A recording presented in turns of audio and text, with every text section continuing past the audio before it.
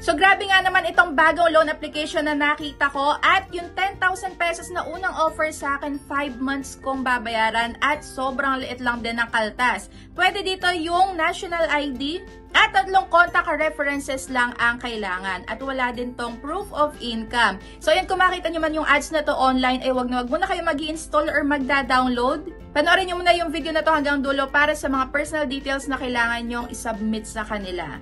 Pero syempre, kung bago ka pa nga lang pala dito, is wag mo kalimutan mag-subscribe at pindutin mo na din yung notification bell para lagi kang maging updated sa mga next uploads ko. At ayan, para mapasama ka sa aking community spotlight weekly na may pa-Gcash giveaway is, wag nyo lang kalimutan mag-comment dyan tuwing manonood kayo ng mga videos ko. So wag na nga nating patagalin, itong loan app na to ay ang Melissa Loan Philippines at base sa kanilang ads is, nagpapaloan daw to ng up to 500,000 pesos. Pero eto nga yung nasa ads nila, loan amount up to 80,000 pesos, siguro for first time user, at ang term is 91 up to 1 taon. So kung maglo-loan ka ng 80k, ang babayaran mo is 85,840.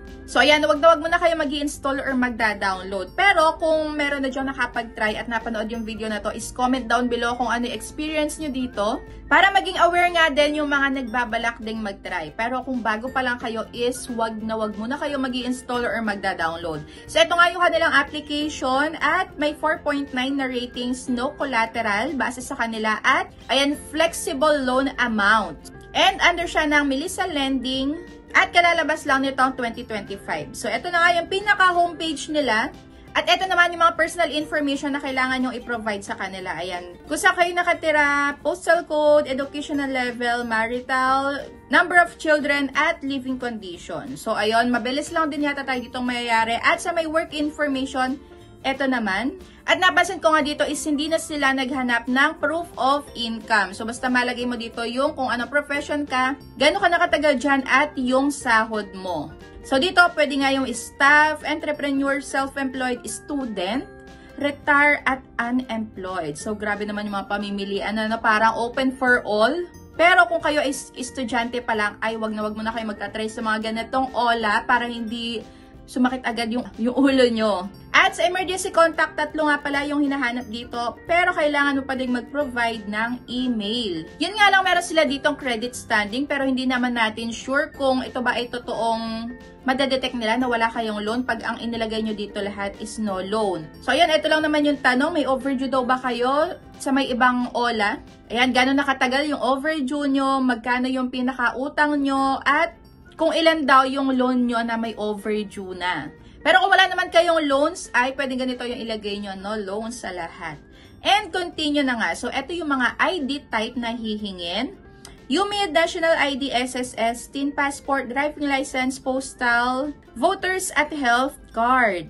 Kailangan, pwede din yung health card. So, mukhang bago yon. At kailangan nyo lang picturean. And next is, ayan, face identification din, hindi sila dito madiwara. Pagka medyo blurred, ay tinatanggap na nila. Pero sa may ibang OLA, pagka medyo nagalaw lang ng konti, hindi talaga siya magpo-proceed. So dito, hindi naman masyado mabusisi. At sa may bank information, the same as, kagaya lang din ng iba. Ayan, e-wallet and bank. So, ito na nga ang pinaka-inaantay nating lahat. So, na-aprobahan nga ako sa may 10,000 pesos. I mean, hindi pa pala approved. So, nabigyan ako ng credit na 10,000 pesos at ang baba lang ng kaltas. So, 120 days yung babayaran. So, that is 5 months. For first-time user, grabe naman to, 10,000 tapos 5 months mong babayaran. At yung amount na marireceive ay 9,992. So, ang mababawas lang is 8 pesos. At ang pinaka-interest ay 320 pesos lang. So, kung mag-a-apply ako na ngayong May, ang pinaka-last na payment ko is September. So, ito na nga yung repayment plan.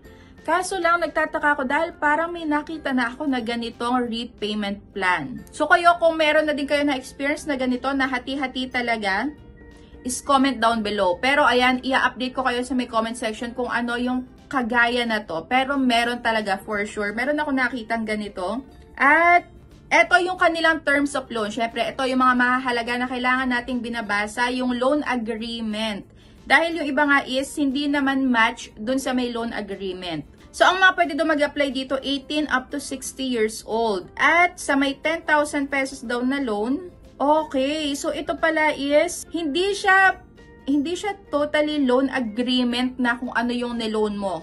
So, ito is yung nakalagay lang din na loan details pagka mag-i-install ka ng application nila. So, wala dito talaga yung pinaka-loan details mo. Grabe, o diba? So, yun yung mga dapat tinitingnan nyo bago kayo nag-agree sa mga loan application na tinatry nyo online. So, ayan na nga, successful. So, your application is under review. So, once approved, the money will be credited to your bank account.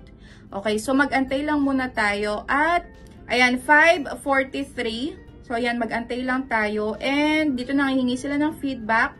Pero ako, hindi ako maglalagay. At sa order history, ayan. So, under review na ako. And, 5:43. At eto na nga ang aking resulta. So, ang resulta ng aking loan app is, rejected ako. So, ayun na nga ba ang sinasabi ko. So, dito walang nakalagay na reason kung bakit kanila i-reject or bakit kanila in-reject.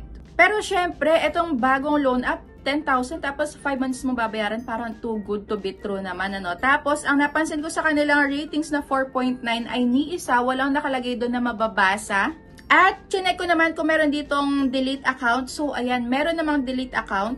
Yun nga lang, pagka ikaw ay may under review at loan processing, bawal mo na daw i-delete ang account mo.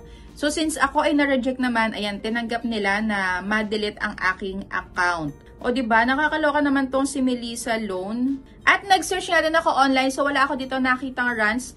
Yun nga, wala din ako nakitang ratings and reviews sa kanilang pinaka-loan application sa may iOS. O, diba? Nakakaloka. Kaya ito, yung mga ganitong too good to be true is wag na wag muna kayo nagtatry or nag-i-install agad-agad dahil hindi nyo nga alam kung ito ba talaga ay totoo or ito yung mga i-offer sa inyo pagka nag-apply kayo. So, ayan, Melissa Loan, for now, ako ay na-reject pero mag-a-apply ako ulit at i-update ko kayo pag, ayan, na-aprobahan na nila ako. So, baka naman.